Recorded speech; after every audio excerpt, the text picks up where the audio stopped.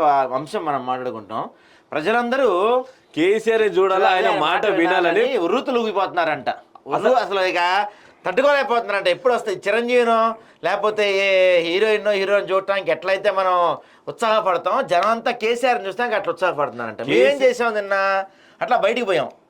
ఏడకి పోయాం, మళ్ళీ ఏడకపోలేదండి. మీరు అనొచ్చు కాంగ్రెస్ వాళ్ళ ఇది గట్టిగా ఉంది, కాంగ్రెస్ వాళ్ళ బలం గట్టిగా ఉంది, నియోజకవర్గంలోకి మీరు వెళ్ళి మీరు ఇచ్చేసి అనొచ్చు. మేము ఫామ్ హౌస్ దగ్గరికి, కేసీఆర్ సొంతూరు, వాళ్ళ ఫామ్ హౌస్, వాళ్ళ సొంత ప్రజలు, ఆయన వరుసగా 3-4 సార్లు ఎన్నుకున్న సొంత గ్రామస్తుల దగ్గరికి వెళ్ళి ఏమంటారో ప్రజలారా మీకు ఒకసారి మీరు కేసీఆర్ ని చూడాలని కోరుకుంటున్నారు ఏందని అడిగితే వాళ్ళు ఏం చెప్పారు తెలుసా? ఇప్పుడు అట్లా అటువంటి స్థానంలో ఉన్నది.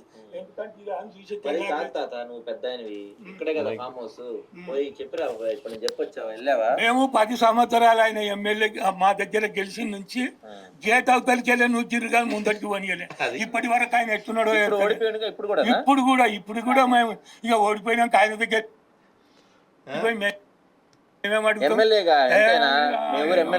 ఎమ్మెల్యే ఉన్నా ఆయన చేయడం అనేది సర్టిఫికెట్ అయిపోయింది మాకు. అది ఏమండి కేటీఆర్ గారు, ప్రజలు ఏమనుకుంటారో అర్థమైంది కదా.